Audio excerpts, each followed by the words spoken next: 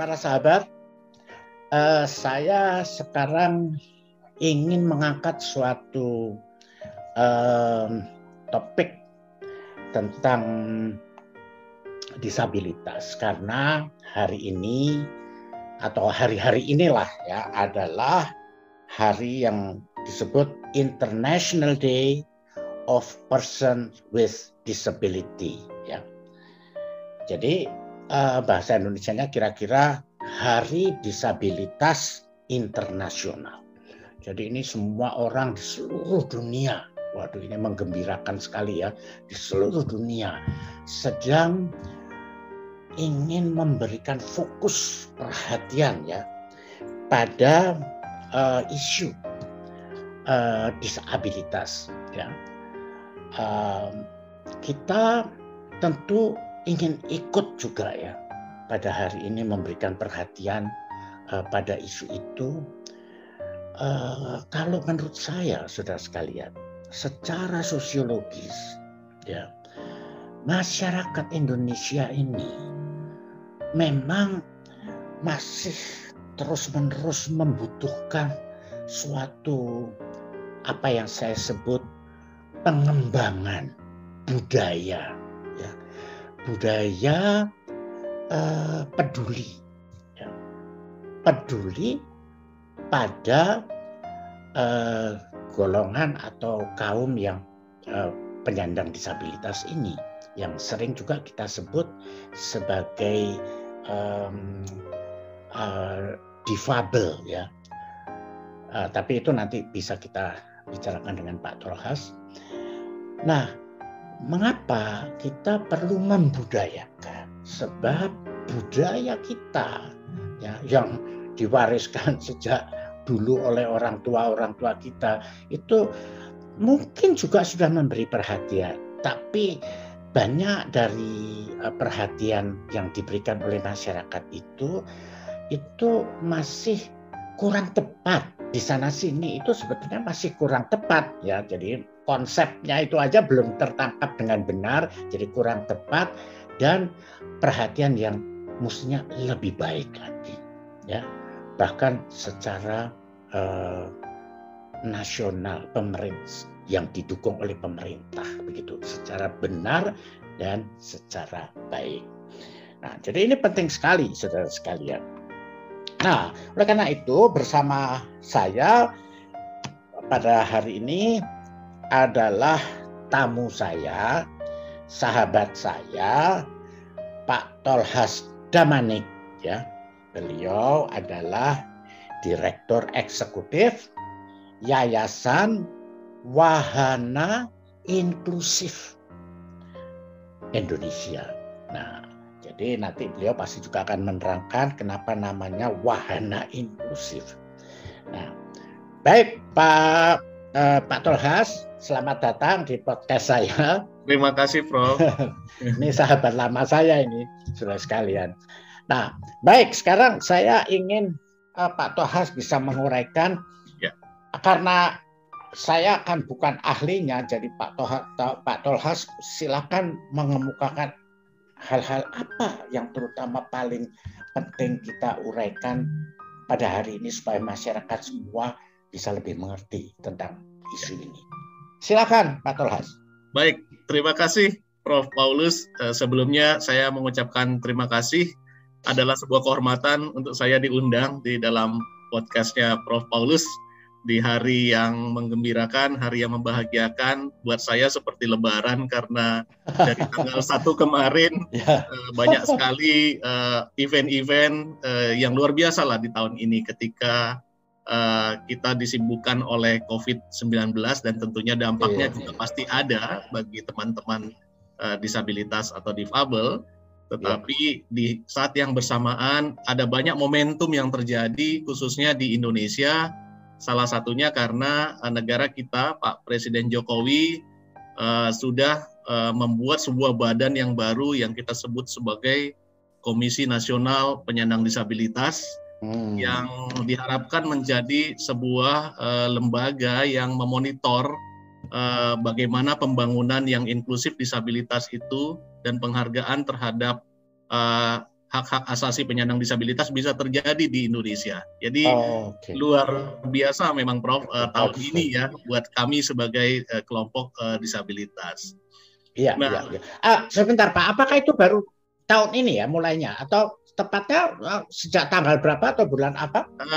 Di Komisi Nasional Disabilitas itu dilantik pada tanggal 1 Desember kemarin. Jadi baru 2 hari yang lalu, dan saya kira ini capaian yang luar biasa dari bangsa kita karena tidak banyak negara yang kemudian, walaupun ini merupakan amanat dari ratifikasi Konvensi Hak-Hak Penyandang Disabilitas Internasional, tetapi tidak mudah memang untuk bisa mengestablish sebuah institusi yang seperti watchdog ya, jadi lembaga yang memang melihat, memonitor bagaimana bangsa ini melakukan penghormatan, penghargaan, dan pemenuhan serta perlindungan terhadap hak-hak asasi penyandang disabilitas.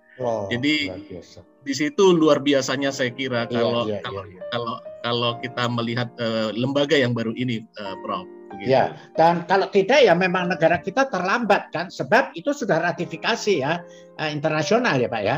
Ya, Indonesia menandatangani konvensi tahun 2007, kemudian meratifikasinya pada tahun 2011, yang kemudian ditindaklanjuti dengan dirubahnya Undang-Undang Penyandang Disabilitas di tahun 2016 dengan Undang-Undang Nomor 8 tahun 2016 tentang penyandang disabilitas, yang memang di sini luar biasanya adalah karena kita sedang berbicara tentang cara melihat ya, atau cara memandang disabilitas itu sendiri, Prof. Oke, baik. Ya. Yang tadi saya katakan sebagai bagian dari budaya kita ya. Betul. Ya, budaya kita itu ya memang sudah mengetahui segala macam hal ini secara benar ya. Dan secara baik ya. Oke. Silakan. Ya. Jadi terkait dengan budaya yang tadi Prof jadikan titik tekan dari pembicaraan kita saat ini, saya kira memang betul, karena kalau dari sudut pergerakan movement, tentunya kan kita sedang berupaya agar berbagai stigma, berbagai prejudis dan lain-lain terhadap disabilitas itu bisa dihilangkan ya, Prof. Betul. Dan betul, kita memang menyadari sebenarnya itulah yang paling kuat yang menghambat bagaimana hak-hak penyandang disabilitas ini bisa terpenuhi. Salah satu contoh mungkin akan ada perbedaan dalam melihat atau cara memandang disabilitas. Nah, ini juga sebenarnya sudah terjadi sejak lama karena ada cara pandang yang melihat disabilitas itu sebagai penyakit, atau yang kita sebut sebagai cara memandang disabilitas dengan pendekatan medical model. Dalam pendekatan ini, disabilitas dianggap adalah penyakit, oleh karenanya harus disembuhkan supaya dia bisa berfungsi di dalam masyarakat. Jadi, kalau contohnya saya yang tidak melihat, maka harus ada tindakan medis yang diambil supaya saya kembali bisa melihat dan berfungsi. Gitu.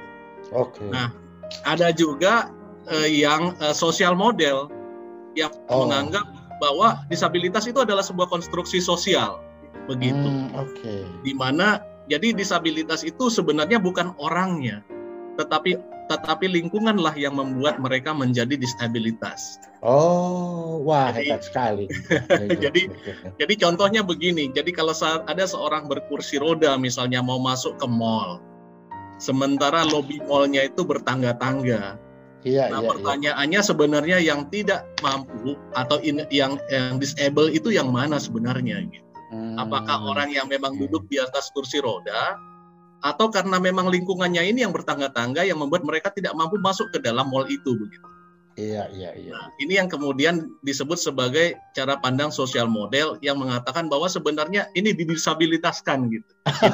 Betul. Jadi karena mereka menganggap bahwa ya kondisi disabilitas itu kan sudah given ya gitu. Jadi sudah pemberian Tuhan, tetapi karena lingkungan yang mendisabilitas mereka kemudian membuat mereka menjadi berkumpul di dalam sebuah kelompok disabilitas. Sekolahnya juga dibuat khusus begitu, sehingga mereka ada di satu lembaga yang dikhususkan dan sebagainya. Nah, itu yang pendekatan sosial model yang kemudian banyak dipakai sekarang, Prof. Artinya melihat bahwa sebenarnya disabilitas itu bukanlah orangnya, Tetapi Betul. disabilitas adalah sebuah keterbatasan di satu sisi yang dialami oleh seseorang, tetapi juga plus interaksinya dengan lingkungan, dengan rintangan yang masih ada di dalam lingkungan. Jadi dia bukan sebuah kondisi yang berdiri sendiri gitu. Iya, wah ini mencerahkan sekali ya saya kira konsepnya. Oke. Ya. Apa masih ada konsep lanjutan lagi atau memang seperti itu sekarang yang berlaku? Jadi yang terakhir yang banyak dipakai adalah pendekatan yang kita sebut right-based model atau pendekatan dalam memandang disabilitas yang berbasis human rights. Ya. Jadi bahwa melihat disabilitas adalah sebuah keniscayaan. Semua orang bisa jadi disabilitas, entah karena bawaan lahir, entah karena mengalami satu penyakit begitu ya Prof, kayak misalnya orang stroke begitu ya, terus harus mengalami kelumpuhan, atau karena aging, karena penuaan yang membuat mereka harus kehilangan fungsi penglihatan dan lain-lain. Nah, oleh karenanya ketika kita menggunakan right-based model, hak apapun yang melekat pada diri orang lain, berarti itu juga harus melekat pada diri penyandang disabilitas. Dalam hal ini kita sedang berbicara tentang equity atau kesetaraan. Oke, baik. Tetapi dengan adanya right-based model, menurut saya social model tetap harus dipegang kan, Pak?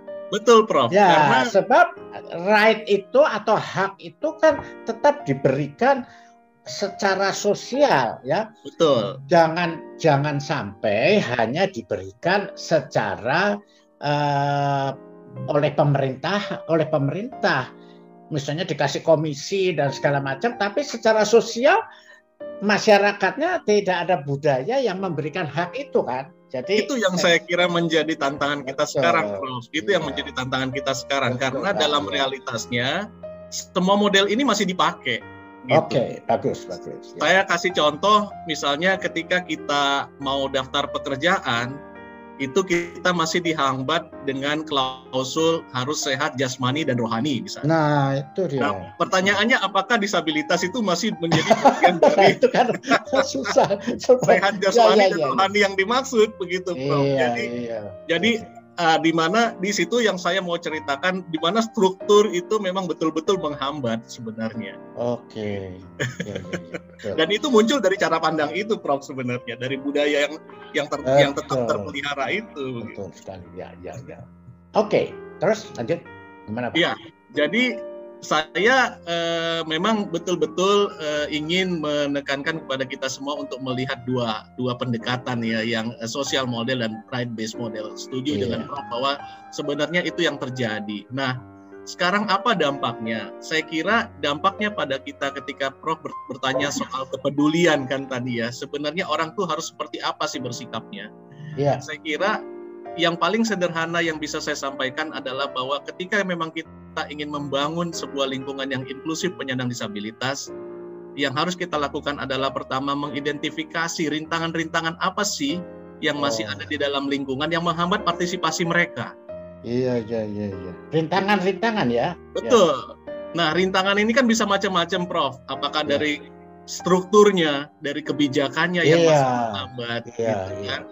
Atau dari sikap masyarakat sendiri yang memang masih negatif ya, mempersepsi disabilitas sebagai ketidakmampuan, harus disembuhkan, harus dibuat bisa sama seperti yang lain, dan rintangan fisik misalnya, termasuk misalnya kalau kita berbicara apakah lingkungan kita ini ramah penyandang disabilitas, transportasi kita, gedung kita, dan lain-lain, karena atas nama estetika kan kadang-kadang orang sering bikin bangunan itu ya menyenangkan kalau ada tangga-tangganya misalnya seperti itu. Padahal sebenarnya bagi kita yang orang-orang disabilitas fisik dan tentunya lansia tidak mudah bisa masuk ke ruangan yang misalnya sangat estetika tapi kemudian bertangga-tangga itu. Iya, keindahan tetapi itu disfungsional ya bagi kelompok tertentu. Oke, ya. Jadi itu yang saya ingin katakan, bahwa sebenarnya ketika kita ingin peduli dan ketika kita ingin berbuat sesuatu bagi penyandang disabilitas, maka kita memang harus betul-betul menghapuskan atau paling tidak mengurangi rintangan-rintangan yang memang masih ada di dalam lingkungan. Dan saya pikir kita semua bisa melakukan itu. Kita semua bisa menjadi bagian dari bagaimana menghilangkan rintangan bagi partisipasi penyandang disabilitas di dalam kehidupan masyarakat. Dan saya kira ini harus mewarnai konsep pembangunan yang kita bangun. Artinya Betul, Pak. ketika kita melihat penyandang disabilitas, kita tidak sedang bicara disabilitas sebagai penyandang masalah sosial ya, yang seperti Prof sering katakan gitu ya. Iya, terus jadi ada kata masalahnya dan masalah sosial lagi. Padahal masalah sosial kan bisa kenakalan dan segala macam yang nggak bisa dimasukkan dalam satu keranjang yang sama. Betul, Pak. Bagus sekali. Ya, jadi itu, Prof. Jadi melihatnya seperti itu karena terlalu banyak nanti investasi yang harus dilakukan bangsa ini kalau konsep pembangunannya seperti itu. Iya, betul. Tetapi konsep pembangunan yang kita tawarkan adalah sebuah konsep pembangunan yang memberdayakan. Nah, empowering. Ya. Dan yang salah satu intinya adalah itu tadi, kembali menghapuskan berbagai rintangan, apakah itu struktur, apakah itu kultur, apakah itu berbagai praktek-praktek yang memang ada di masyarakat yang tentunya menghambat partisipasi penyandang disabilitas. Iya. Itu yang semuanya akan merubah cara pandang yang tadi Prof yang medical model, bahwa seorang disabilitas harus dibuat normal dalam tanda kutip. Jadi yang lagi rame sekarang kan yang tidak bicara, yang tunawicara harus bisa bicara ya. Ya itu, ya itu terjadi. Oke, betul. Jadi, tapi ya itu mewakili. Tapi ya tidak salah juga karena konsep kita ya secara budaya itu memang masih perlu dikembangkan ya itu tadi ya. Betul. Jadi saya kira itu dalam konteks ini kan kita berbicara konseptual ya, terlepas daripada apa yang paradigma yang ada di masyarakat sekarang. Saya pikir memang kita harus melihatnya secara ideal dan memang saya kira saya senang ini Prof mengundang saya di sini, dan saya memang berharap pada pencinta-pencinta atau pegiat-pegiat sosiologi untuk terus mengkaji disabilitas ini ke depan, karena dia tidak bisa dilihat hanya dari satu disiplin ilmu tertentu gitu. Jadi nggak bisa hanya dilihat sebagai bagian dari psikologi atau bagian dari pendidikan atau medikal saja tadi. Iya, betul. Karena dia harus dilihat secara holistik, karena disabilitas itu ya itu tadi, dia mewarnai, dia mainstream ke semua. Dia memiliki interseksionalitas yang memang tidak bisa dipisahkan dari identitas-identitas yang lain. Ya. Dan lagi begini Pak Tolhas ya, kalau menurut saya karena ini kan proses yang sedang akan dijalani oleh bangsa ini kan, yaitu pembudayaan itu tadi, supaya kita menjadi bangsa yang peduli ya tentang dalam isu disabilitas ini secara benar ya. Nah, maka kita tidak usahlah sebetulnya juga terlalu bernada suatu kemarahan ya. Misalnya ada yang salah bertindak seperti yang tadi itu persoalan tadi. Ya nggak usah lah marah-marah, ya memang keseluruhan dari konsep bangsa ini masih salah. Jadi kalau dibilang salah, ya siapa yang salah? Ya proses kita yang masih salah, begitu ya. Artinya bukan kesalahan pribadi-pribadi, ya sudahlah, kita dibesarkan dalam kondisi budaya yang semacam itu. Kan gitu saya kira. Jadi sekarang tadi Pak Stolhas mengatakan mari kita bicara lebih konseptual ya, lebih analitikal. Jadi seperti kalau sosiologi, ya sosiologi harus ikut ya mengawal ya konsep-konsep mengawal bagaimana proses pembudayaan ini secara benar nanti. Jangan menjadi secara politis.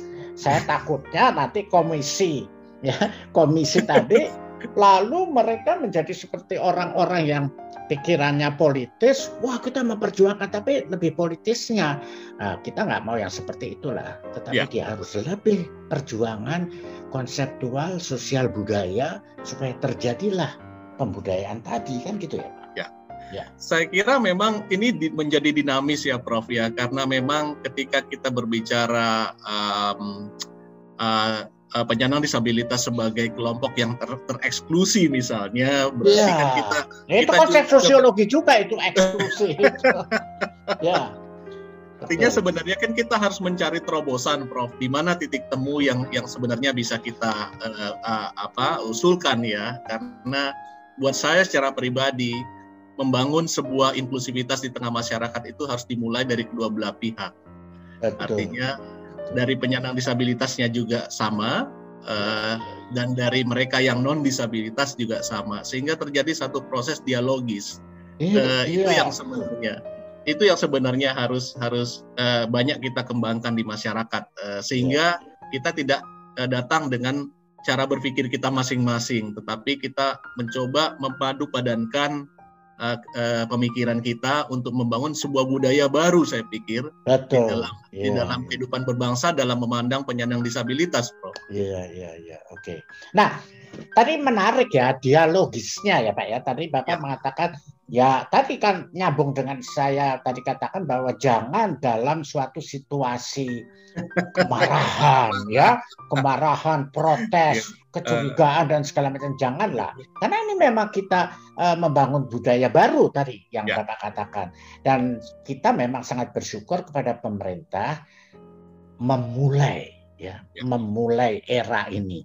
Tadi terutama dengan pendobrakan secara struktural dulu ya. Karena ini kunci, sangat kunci. Struktural artinya apa? Jadi peraturan-peraturan, kebijakan-kebijakan yang kemudian nanti keluar dengan sesuatu kondisi-kondisi fisik yang dibangun, karena itu kan hasil dari struktur juga yang memutuskan itu. Betul. Nah, jadi struktur itu bisa tadi struktur regulasinya berdampak pada struktur fisik yang menghambat kaum disabilitas tadi. Nah, itu semua dalam rangka yang struktural ya. Nah, terus kemudian untuk menghasilkan kultur ya. Kultur tadi ya, kultur yang inklusif. Nah, ini tujuan dari perubahan struktur tadi kan, Pak? Nah, jadi begitu. Saya kira ini supaya kita pahami bersama, sehingga ini perjuangan kultural tetapi betul-betul didukung oleh kekuatan struktural pemerintah yang dalam tanda petik menurut saya sudah tepat ya. Daripada pada masa lalu mengatakannya konsepnya saja apa itu disabilitas adalah penyandang masalah kesejahteraan sosial. Nah, itu kan agak lain ya, jadi seperti ada masalah ya, tapi ini adalah perjuangan kultural. Bagus.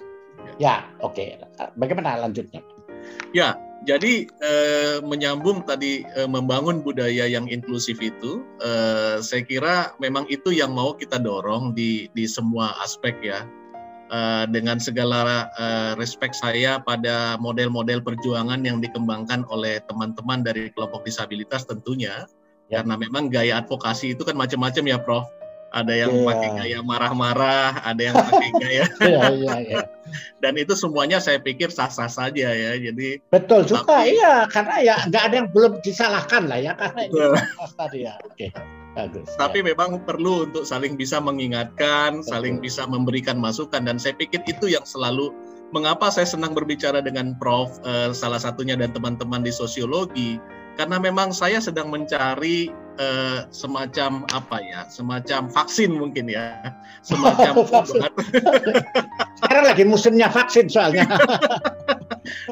Yang bisa saya kira kita gunakan dalam gerakan ini, yang bisa harapan saya sih mempercepat proses budaya baru itu terbangun ya, Prof. Betul sekali. Gitu. Pendekatan apa yang sebenarnya saya sebagai seorang aktivis selalu berpikir, pendekatan apa yang saya harus lakukan? Apakah cukup misalnya dengan ngomong-ngomong di media seperti ini? Apakah cukup misalnya dengan, kalau jalan yang kita tempuh kan banyak, Prof. Misalnya selalu melakukan dialog dengan pemerintah, melakukan dialog dengan teman-teman pengusaha kalau kita sedang bicara konteks ketenagakerjaan misalnya ya. Melakukan dialog dengan sekolah kalau kita sedang berbicara bagaimana memasukkan anak-anak kita yang disabilitas ke sekolah. Tetapi memang itu tadi, Prof, pergesekannya luar biasa besar memang di lapangan gitu. Jadi saya sebenarnya butuh masukan tentang strategi advokasi seperti apa yang memang harus dijalankan terkait isu disabilitas ini, karena memang yaitu tadi budaya yang kita akan dobrak itu adalah sebuah budaya yang sudah tertanam demikian lama. Itu yang pertama. Yang kedua juga tentunya ketika kita berhadapan langsung dengan masalah disabilitas, atau isu disabilitas, orang memandang bahwa ini sesuatu yang costly. Jadi kalau kita mau, jadi kayak cost center gitu Pak ya. Betul, jadi sesuatu yang iya betul Prof. Ya, cost center sifatnya berarti. Ya, karena kan memang gini Prof. Sederhananya kalau kita mau merubah lingkungan kita menjadi akses saja. Taruhlah misalnya tadinya trotoar kita itu nggak ramah gitu ya, banyak lubangnya, banyak ini. Otomatis kan butuh dibongkar. Betul. Kalau tadinya rumah ibadah kita banyak tangga-tangganya, otomatis kan kita mesti cari cara bagaimana supaya kita bisa membangun jalanan yang landai atau apa yang memang bisa. Nah, itu kan cost. Betul. Nah, itu juga yang menjadi pemikirannya pengusaha. Kalau mau mempekerjakan disabilitas, berarti kami mesti invest dong untuk alat-alat bantunya, alat kerjanya, betul. dan segalanya. Kalau kita berbicara sekolah, kemudian sekolah bilang, kami nggak punya dana untuk guru pendampingnya. Kami nggak punya dana untuk ini dan itu. Nah, itu kan semua cost center. Nah, kalau menurut saya, daripada kita mengatakannya itu sebagai cost ya, berarti menjadi cost center. Marilah kita sebut itu sebagai investasi ya. Investasi sosial, karena kalau semua itu sudah terbentuk, kaum disabilitas bisa bergerak dengan lebih leluasa dan inklusi bisa terjadi, itu bisa merupakan kekuatan yang luar biasa kan Pak, dari segi produktivitas di kemudian hari. Karena itu tadi saya setuju bahwa ini disebut difabel itu saya lebih cenderung itu daripada disable. Karena apa? Ini mereka bukannya sekedar tidak mampu ya melakukan, tetapi mempunyai kemampuan yang berbeda.